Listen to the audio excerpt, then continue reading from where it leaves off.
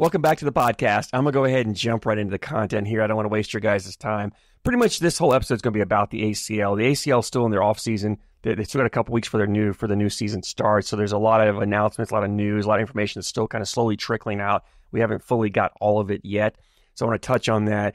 Real quick, you mentioned the ACO is playing there at Toledo, Ohio major this weekend. So if you're looking for some cornhole content, go jump on the ACO YouTube page, and I'm sure they'll be streaming some of the content there. But on the ACL side, I'm going to touch on new partners. There's some new partner announcements. One in particular I really wanted to focus on. But before I jump into that, I think the ACL needs to figure out a better way for these player partner announcements. There's a lot of hype behind it. There's a lot of intrigue. I think the ACL can take advantage of that. In my mind, I think of college and college sports. They have their national signing day, and these players go on TV and they make a pick of which school they're going to. The ACL has to come up with some kind of signing day, some kind of day where these players can come out and make their announcements. They're all making announcements on different platforms, different social media, and it's really hard to keep track of. And it's kind of scattered, and I think it loses a lot of the hype. And honestly, it's great. It's great hype for cornhole. It's great hype for the ACL. They really need to find a way to take that and take advantage of it, especially in the offseason when there isn't any ACL tournaments going on. Use this to keep the league in the news and on social media to keep the league relevant during the offseason times. So I really think the ACL's got to find a better way or a platform for these players to make their announcements, or these players need to figure a way, or maybe the bad companies. I don't know. Somehow there's got to be a way to announce the new player partnerships, and even the new bag sponsors. That's something that a lot of people want to know is what bags are you throwing? And that's information that I think can be presented to us as fans in a better way. Not a big deal, but something I would love to see. On the partner side of it, there's one big partner change that I think that I want to talk about, and that's Jeremiah Ellis and Ryan Hart separated. And now Jeremiah Ellis is playing with Devin Harbaugh. Ryan Hart is playing with Chris Roybal, both still with Ultra. My take on this is I feel like this feels so much like Ultra putting their hands in this and making this decision for him. I don't know Jeremiah Ellis or Ryan Hart personally. I don't. But from just the outside looking at it, I really feel like they had a pretty good relationship. They really meshed well together on the courts. Their playing styles, I think, worked well. They really fit well together, and I think their personalities went well together. And I think there's something to that people sometimes often overlook, and I'm afraid that Ultra has overlooked that. Look, Devin Harbaugh is an incredible player, really is, and is he better than Ryan Hart? I don't know, and that's not a knock on Harbaugh. I think Ryan Hart is better than people realize. I think Ryan Hart is one of the best players out there. I mean, look, him and Ellis went out and won a nationals in doubles, which is hard to do. And I think they finished the season at the top of the points on doubles. They were first or second. I think they were first. I think they were tied with Tony Smith and Mark Richards, if I remember correctly. So they finished at the top of the double standings for the pro doubles, which is impressive. And that means that when Harbaugh comes in, the pressure is on him for them to repeat that and to do even better, which means if they don't finish at the top standings again, it means it looks bad for Harbaugh, right? He let the team down because that was the change. And I say this to say I hate that. I think team chemistry is important, and I feel like you have to let these players play and let them develop it, let them evolve. I mean, I look back to Mark Richards and Philip Lopez when they played together. They had something there that Mark Richards and Tony Smith don't have now. And Tony Smith is a better player than Philip Lopez. I mean, and that's not a knock on Lopez. Tony Smith is incredible. He's a better player. That's a step up. But I think you lose that chemistry that Richards and Lopez has, and that is shown. It makes a difference, and I think that's why you're seeing Richards and Smith not get quite that level that Richards and Lopez were at. And I just have a feeling this Ellis-Harbaugh matchup, they're going to win. They're going to be good. I just don't know if they're going to get that level that Jeremiah Ellis and Ryan Hart were at. And I think this is a Ultra decision, and I hate Ultra's done this before. They've made player partner decisions in the past, and honestly, I don't want to name names, but there are some former sponsored Ultra players who don't have such nice things to say about their time with Ultra. Ultra's done this in the past. They force their ways they want to do things on the players, and honestly, I don't know if I like that. I don't really know if the bag sponsor should have that much say in that. Now, again, that probably goes back to the players to say, this is, I'll sign with you, but this is all I'm letting you do. I want to have control over my player partner. I want to have control over this. And maybe Ultra has it in the contract that they have the right to do that. I don't know if that's standard in the contract. I haven't seen a pro contract. I'm sure they're all a little different, so I don't really know what's standard there. But I feel like that most companies kind of let the players or work with the players to pick their partners. And look, maybe Ellis and Hart had an issue. Maybe they both decided, hey, let's split up. Maybe they didn't want to be together. It could have been on them. It looks like, from the outside looking in, it doesn't look like that. And I almost would rather see Ellis and Hart play another year together. I want to see them take what they had last year and build on that. And they're not being allowed to do that for whatever reason. And I don't feel like it's a decision they made. I think it's a decision Ultra made. And I think it's going to burn Ultra. It's burned them in the past. They've had world champions. They've had great teams that have gotten broke up, and they weren't able to repeat. They didn't build on that. And I think this is where Ultra finally has another great team, another elite team, and they're tampering with it again. And it just drives me crazy. It really does. At some point, these players are going to be important enough to the league that they're going to end up getting more power and more control. And I think once cornhole gets to that level, these players become bigger than the sport. I think we'll get to that. We're just not there yet. I hated to see a Ellis Hart breakup, because to me, if they stayed together, I felt like they were going to be the favorites to win multiple nationals, win the world championships this coming year. I really think they're that good. So I wish the best for them. I love watching Jeremiah Ellis. I love watching Devin Harbaugh, two of my favorite players to watch. I think they're great players. I hope they have success. I'm rooting for them to have success. The problem is if they don't do better than what Ellis and Hart did, it's a failure. And that's a lot of pressure to put on them that I hate to see. The other team I mentioned is the Jamie Graham, Jacob Trzynski. They teamed up. You didn't know that. That's another super team, so to speak. And my thoughts on super teams is, I feel like in cornhole and even in sports in general, super teams don't seem to work out like we think they should. You see these top players come together, and I think the problem is you always have to have an alpha on a team. You got to have that one leader that everybody respects and that makes those decisions. And when you get two alphas together, especially like in cornhole where it's just two players, it's not a team of 12 or 53 like in football. You've got two. If they're both trying to be alphas, it's not going to work. So one has to take a back seat to the other. One has to take control, and it doesn't always work out that way. And I don't know. I'm a fan. I'm a big fan of Jacob Trzynski, one of my favorite players to watch. I love his emotion. I love that you kind of get into that. When you watch him play, you feel what he's feeling. Jamie Graham is a pretty even guy. Like, he doesn't really get too high, doesn't get too low. You can see some emotions there, but for the most part, he stays pretty calm, and that's his way of playing.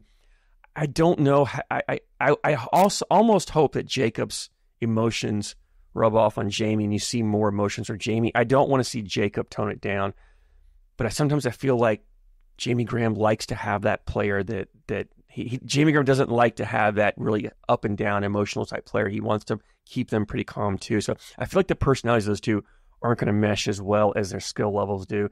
The other thing I mentioned is back sponsors, because Jamie Graham is now and Jacob are throwing with AAR Cornhole. I don't know. It seems like a lot of these back sponsorships, the deals they sign are for 1-year deals. I don't know if that's because that's what the bag companies want, or that's what the players want, or if that's just the norm.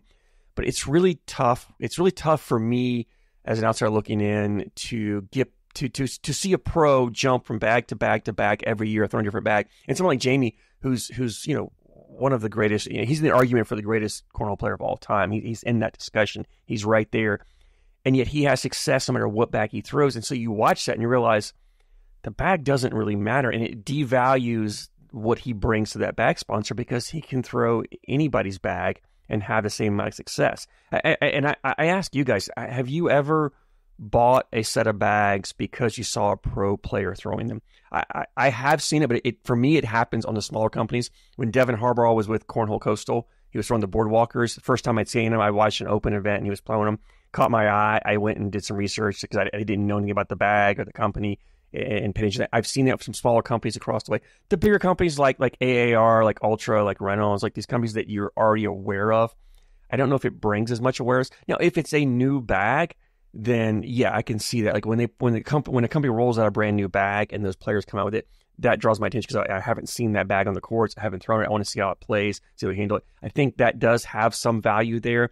I feel like I want to see these players sign multi-year deals with these bag companies and see them help promote the company, help grow the company. I want to see a player become the face of a company. I feel like when they're leaving every year or every 2 years, it devalues what they bring to the sponsors. There's no value because I look at Jamie Graham. What bag companies does he represent? Fire? Does he represent All Cornhole? Does he represent AAR? Like he's thrown 3 different bags in 3 different seasons, and I don't look at Jamie throws and go, oh wow, he's throwing those bags. Oh, he makes those bags play great. I just look at Jamie and go, look, Jamie's playing great. If that makes sense. So I want to see longer term contracts for these pro players. Maybe this is my plea to the bag sponsors. Maybe the players. I don't know. I don't know where the divide is or why it seems like a lot of contracts are single years. But I want to see these longer term contracts for these players. And maybe it's because I'm a fan of the players and I want players. I want these pros to be successful. I want to see these pros make full-time jobs and careers out of playing cornhole because that's just going to help promote and grow the sport. I love watching the sport. I love watching the best players play, and I want to see that. I don't want to see these great players end up having to walk away or have to play at a lower level because they don't have the time they can't put their full effort into the sport. They've got to focus on a full-time job or focus on other things. I want to see these players play at their best, and that means they need to be full-time players. So I'm all in favor of these pros being able to make a full-time career at cornhole. And I think along with that, they have to have better partnerships with some of these other companies that are sponsoring them. Again, I've always said all along, I don't think the bag companies should be the biggest sponsor of these pro players. I think they need to be going out and finding, other companies, Coca-Cola or Monster or Red Bull or Google or Apple, or like they need to go to these bigger corporations and try to bring them in. Now, that's easier said than done. It's tough to get these big companies. And I mentioned it in a previous podcast that I've been trying to bring some companies on to my channel and some of my videos. And there's a lot of companies, these big companies, the ones I've talked to, most of them are interested. They just don't know where the value is, how to put a number on what cornhole is and what the viewerships do and the conversion rate. Like if a company like Red Bull goes out and sponsors, Jamie Graham, what's the return on investment on that? Is it really worthwhile? So they have to see some numbers before they can actually make an offer or make an agreement. But I think that's where these players, once these players figure out how to bring these outside sponsors in, these outside companies in, and these legitimate companies, Nike or Under Armour or Reebok or Adidas, bring these apparel companies in as opposed to just picking the smaller local companies. And there's nothing wrong with the small companies, but there's only so much money they can offer. There's only so much money they can do. You bring these big companies, now you're bringing the big money in, and that's where the sport's eventually going to take off. So hopefully get to that at some point. We're not there yet, but maybe we will. Which brings me to the next topic we're talking about, which is some of the changes on the ACL Opens. I'm going to pull up a screen here for you guys to see what I'm looking at. And all right, here we go. So there's a few changes on the ACL Open side, or even on the ACL side. They're going to have separate pro divisions. They're going to have your I don't know what they call it, the pro doubles and singles, which is, I guess, like the kind of the open, just everybody there. Then they're going to have a women's pro singles, a senior pro singles, and a junior pro singles. The goal is still, from what I understand, is the ACL wants to shrink their pro field down. From what I heard, the number's 100. They want to have 100 pros in that pro. I don't. Do they even title it anything? I don't know what they call it. I feel like it needs a name.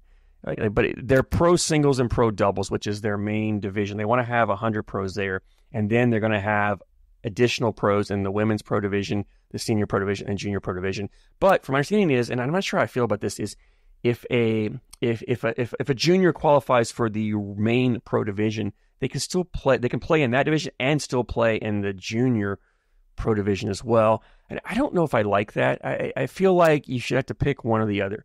Like if you pick the main pro, I don't know if you should be able to play in the other. Like it's like if you play on the PGA Tour. Should you be allowed to go play on the Korn Ferry?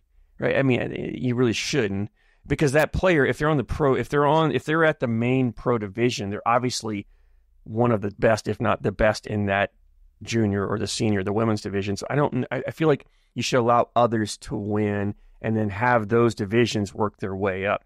It allows junior, seniors, women's to double dip. there's no men's pro and singles division, which I get. Like the main pro division, singles doubles, is going to be mostly male. I mean, the males mostly dominate the sport, so you see most of them up there. But I almost feel like if you're going to do the women's, seniors, juniors, maybe there should be a men's and have a women's, men's, seniors, juniors division, and then have an overall division as well, and then you can let players double dip in both. But right now, the current way, if you're not a junior or a senior or a women, you're only allowed to be, and you qualify for the main division. That's all you're playing, and you can't play in those other smaller divisions. So, and I don't know what the payout's going to be. I don't know if there's going to be what the money's going to be like. Maybe it's not really that big of a difference. That maybe those players don't really want to go down and play because there isn't the money that involved. Maybe I'm sure there is. I don't know. But we'll see how that works out. The other thing I'll mention is the format that they're in, the payout structures that the ACL is doing, and this is a big point of contention that I'm torn on. I see both sides. I'm not sure how I feel about this. We'll talk through this.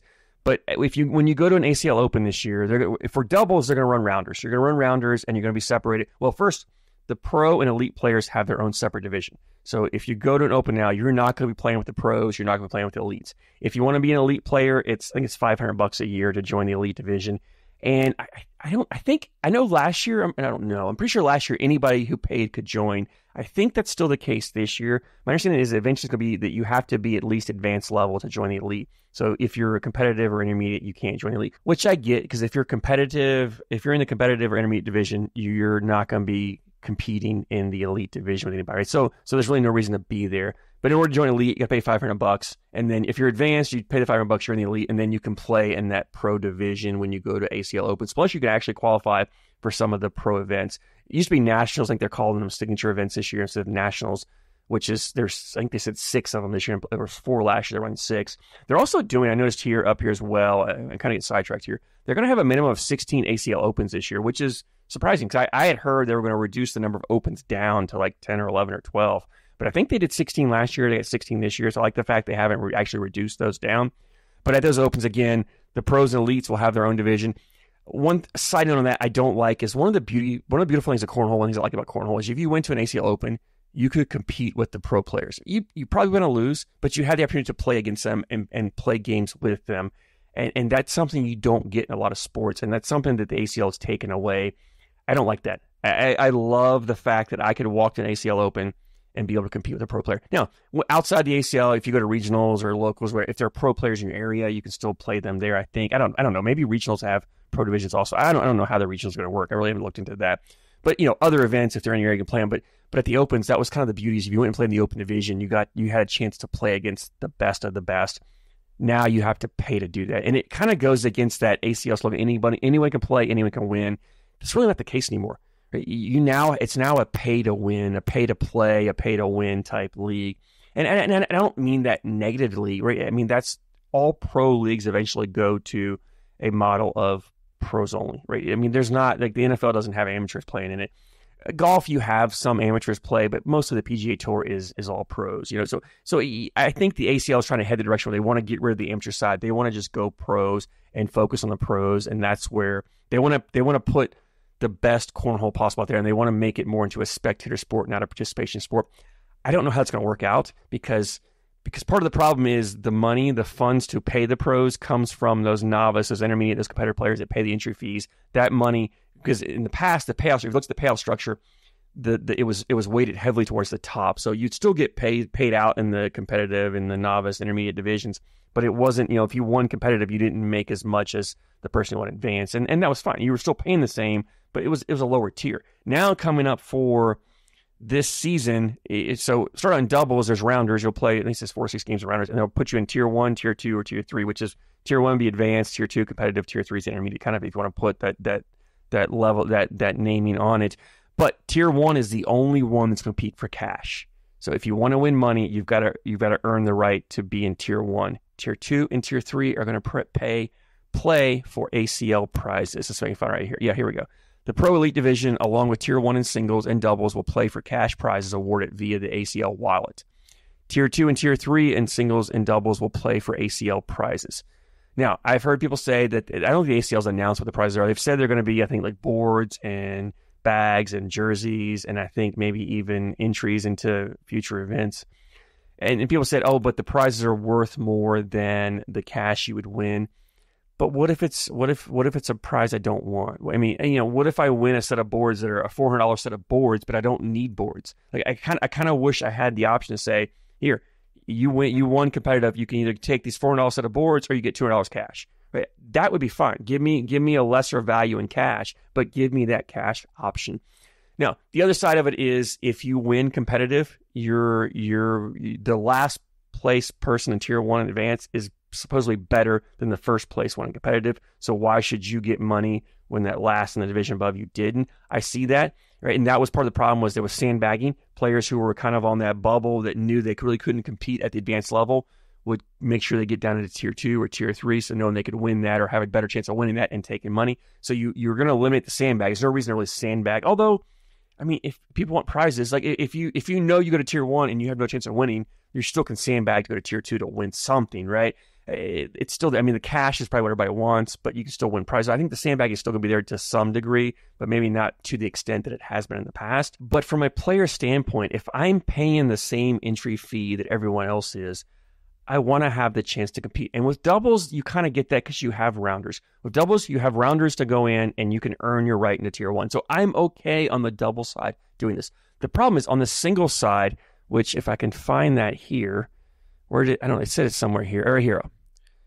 So all players must play in the skill level shown on their player profile for singles. Here's the problem I have with that. I haven't played ACL. I don't play hardly at all. I haven't played much. I think my profile still shows I'm competitive, but that's when I signed up several years ago for the ACL. I am not a competitive player. I am at the advanced level. I should be in the advanced division. But if I go play singles at an ACL Open, I don't have the option to play in tier 1. I'm going to be automatically put in tier 2, which is not fair. Like if we're going to do this and you're going to pay out just tier 1, then you have to have rounders for singles as well. You have to give everybody who comes in the same opportunity to get to that cash tier. And if you do that, I think I'm okay with it. But in the single side, you immediately say you're going to tell 2/3 of the players, you can't play for cash. Your money is going to go pay for these other players to play, but you're going to get prizes maybe, and that's it. And I think what you're going to be doing is you're going to drive people away. These middle to lower tier players there's no incentive to go play at the ACL Open. You can't play against pros. And you're not playing for money. You're playing in a division for lesser prize. And I don't care. You can tell me the value of a jersey is more than what they would have won if they placed third in intermediate. But what if I don't need a jersey? I don't need it. If I don't want the jersey, there's no value to it. The value is zero, right? If I don't need a set, I don't need a set of boards. So even if I won a $400 set of boards, it's not a $400 prize to me because I don't need them. I'm going to end up having to give them away, or maybe I sell them at a discount. But the value, just because it sells for $400 on the website, doesn't mean that's the value to me. And so and we all know cash is king. We all want cash. That's what we want. And I mean, ACL is tough because the money goes in the wallet. It's a pain. You don't actually get the cash. You have to work to get the cash out of your wallet. I don't like that. But if you play enough ACL events, you're going to spend that money for entry fees later on. So it's not as big of a deal. But still, we all want the cash. Now, from this, I would have to assume that this means the ACL is going to pay more money to that pro elite division because they've got more funds coming in. They're not paying it out. That means more money should be going to that division, which is good. Like I said, I want to see those players make more money. I want to see those players be able to have the opportunity to make a living doing this. But if you start taking away those lower tier players and they stop showing up, where is that money going to come from if you're not bringing them in? So you have to... If you're the ACL, you have to find another way to entice these players to come in. Like I say, just tell them they're going to win prizes is not fair to them, especially on the single side. Again, the double side, you have the opportunity in rounders to earn your way if you don't. But again, in rounders, you get a bad draw. You could be one of the teams that has a chance to compete for tier 1 win, but get a bad draw and you end up in tier 2, and that's just a bad break. I mean, we've seen opens in the past where pro players have been in tier 2 after rounders, and these are not just lower tier. These are sometimes some of your top pro players just had a bad set of games in rounders, ended up in tier 2, and they won tier 2. You can't. So just because you're in tier 2 doesn't mean you're not good enough to win tier 1, right? And a lot of times in the tournaments, it depends on the brackets and how the brackets play out. The team that wins the bracket, the player that wins the bracket isn't always the best player.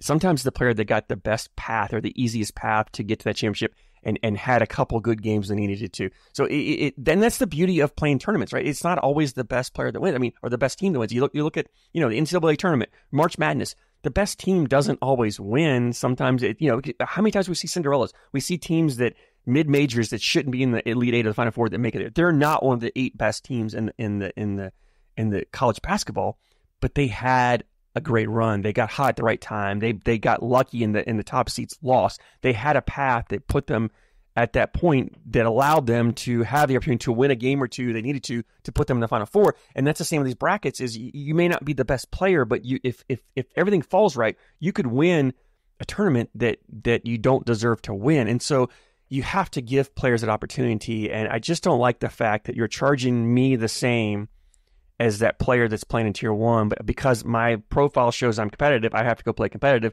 I can't change that. I think I have to go find an ACL director somewhere to change it for me, but I don't have a local ACL director that I know of around here, so I don't know how it would change that, which is one of the reasons why I don't play a lot of ACL, because I'm not going to travel to an ACL Open to have the opportunity to win a jersey or a set of boards or something I don't want. I want, give me a chance to win cash. Let me compete with the best. Let me play with the best. Let me play with the pros. Let me have an opportunity to see what I can do and see where I stack up. And they're taking that away. Not a fan of that. Again, I see both sides of it. From me as the non-pro, I'm not happy with that. I think pro players probably like it better. But again, basically the ACL is saying if you want to play, you got to pay the $500 to be an elite member. Become an elite member, and then you can come play in these tournaments. And that's what they want to eventually get to, is all pros and all elite players is all they want at these opens, these tournaments, because they want people paying to get in. And so again, anyone can play, anyone can win. It's not really the case anymore, right? Anyone can pay, and then anyone can play, but you can't play if you aren't paying first. And I don't know if I'm a big fan of that. The other thing I wanted to mention as well is points. So now points at the Opens count the same as your regional points. So if you're looking for points on the ACL side to qualify for your state tournaments and stuff like that, you don't have to play Opens. You can go play regional, which regionals are local to you. They're probably less money involved traveling. You should be able to drive there in the day. You shouldn't have to initially get a hotel room, so you can get there cheaper, less involved into it, and you get the same points. So really, if you're not going to be in that pro elite division, or if you're not going to be in Tier 1 competing, there's really no point in going to an ACL Open. You're not really going to get anything out of it. I mean, to play anyway. I mean, you can go if you want to spectate and watch the players, but again, you're not going to be able to play against these pro players. You're not going to play against the elite players unless you're in that, unless you pay for that. So honestly, I would throw this out to you guys. I'm curious to know if you still want to go play in these ACL Opens. What's your incentive? What's your motivation? Is it just because you just want to play in them? Because I feel like there's so many other tournaments local to you that are easy to get to, cheaper to get to, where you can still have just as good a competition, if not better. In fact, you go to these ACL Opens, you're probably playing against a lot of the same people that you see locally, unless you're really traveling across the country. What's the incentive to go play in these Opens right now? If you're not getting any more points than you would get in regional, you're only have a chance to win prizes unless you're at the top tier, and you're not going to be able to play against the pros or the best players in the sport. What's the incentive to go play in these Opens? I'm failing to see that. I'm curious to know. And look, I may be missing something. I'm not saying you're wrong if you want to do. I'm genuinely curious on why you want to go play in an ACL Open as opposed to just sticking to your regionals or going to your local events, your local tournaments. And the funny thing is the ACL is starting to head more and more towards what the ACO has been doing for years, and the ACO is coming more towards the ACL. The ACO is running tiers now. They started putting tiers out. Before, the ACO had one division.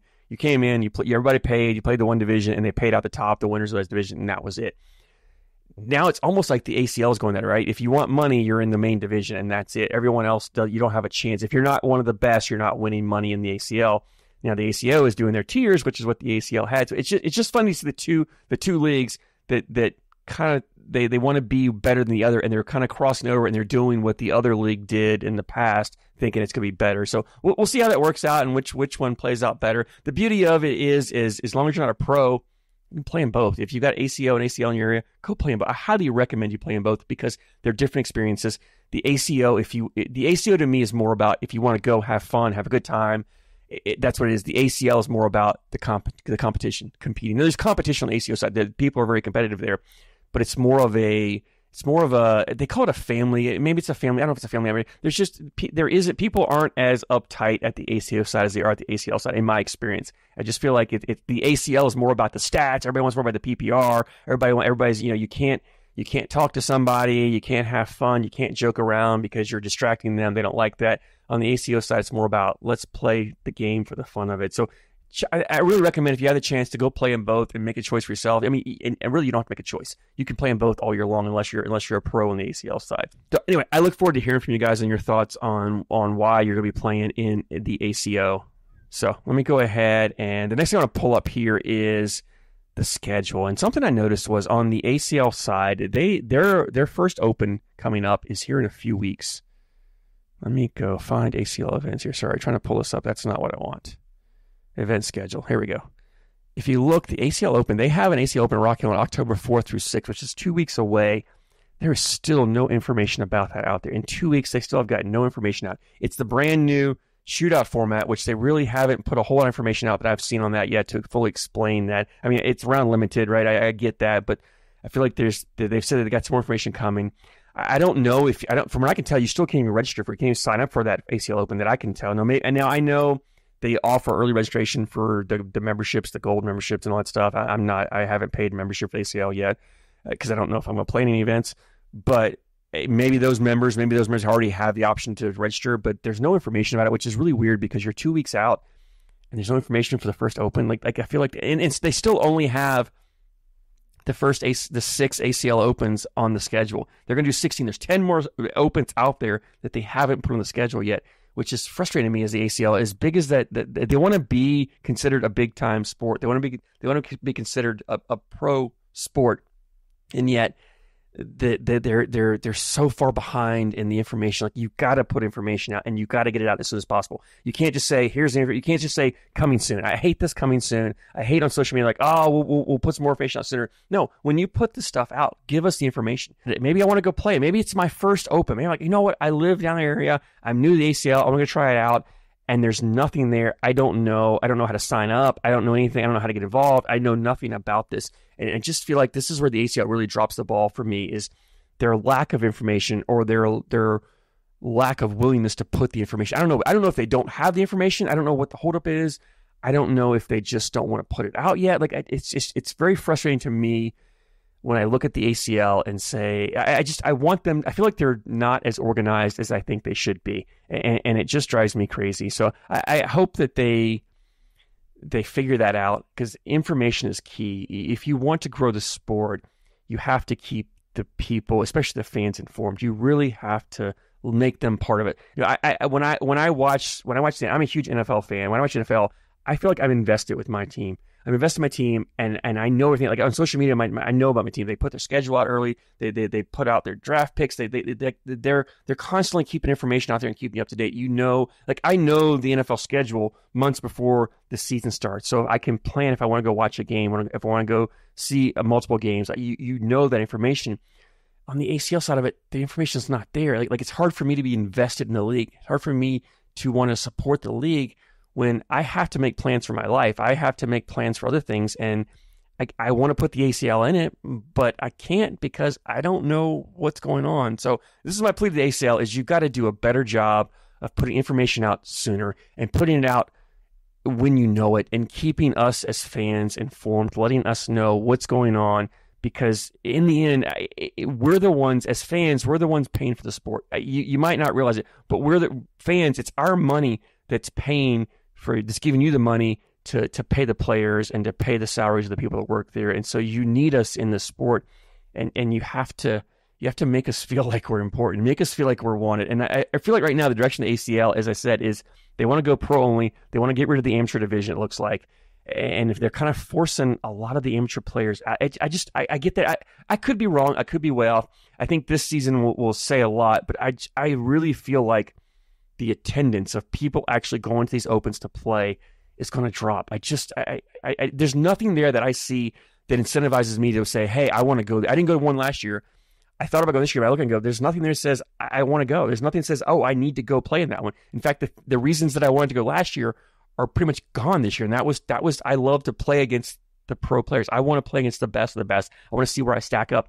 And now I can't do that, right? This whole anyone can play is just not true. I can't play. I can't play with the pros because I'm not a pro. I guess I can. I can pay $500, but that's I have to pay to play, and I don't think that's fair. I don't think that's right. No, that's the direction you want to head. That's fine, but don't expect me to fund your league if I can't be a part of the league, and you're going to keep me in the dark over your schedules and your information. So you're not going to share your information. If you want me to help support you, you've got to give me something. You've got to keep me invested. You've got to make me want to be part of it. And right now, you're doing everything you can to push me away from the league. And I mean, right now, if I'm the ACO, this is the perfect time to jump in. Like, the ACO should be taking advantage. In some ways, they have. I've seen some of the former ACL pro players who were pros in the past. I don't know if they qualified or didn't, but there's a lot of ACL players that I'm starting to see pop up. Not a lot. There's some ACL players, former ACL players, I'm seeing pop up on the ACO side, starting to sign and play on the ACO side. And maybe that's the direction. Maybe the ACL becomes the pro league. The ACO becomes kind of the amateur league. And maybe that's how the two leagues work together and grow. I don't know. It's possible. But I feel like as an amateur player, the ACO is more inviting. The ACO is a league that wants me. The ACL just needs me there for my money, but they don't really want me playing. And I don't know. I've gone on too long on this. I'm too much of a rant. I probably have lost most of you guys have probably already clicked off this video anyway, or this podcast. So I apologize for that rant, but I get passionate about this stuff. I am very passionate about sport of cornhole. I want this sport to take off. I want this sport to grow. You know, I see pickleball, and I see where pickleball is. I see disc golf. I see where that is. Cornhole can be where they are. Cornhole can go past where they are. But I just look at the way the trajectory that it's going right now, and it's not headed in that direction, and it's frustrating. So we'll see how it works out. I could be wrong. Again, I've been wrong many times in my life. I wouldn't be shocked if I'm wrong again. But this is the perception I get. This is the image that's coming to me. I'd be curious to hear your thoughts on again, if you agree or disagree. I don't care. Like, drop your comments down below. I love hearing your guys' opinions. I'm not one that I get upset if you disagree with me. I'm all in favor of us. I think the beauty of the world we have is that, especially in this country, that in the U.S., is that we can have different opinions and still be friends. We can get along, and it's okay. And sometimes you're in a situation, you see things different than I do, because I don't play a lot of ACL. It's just for whatever reason, the ACL doesn't come to my area. I don't know why. It's a huge cornhole area where I live. There's a ton of great cornhole players.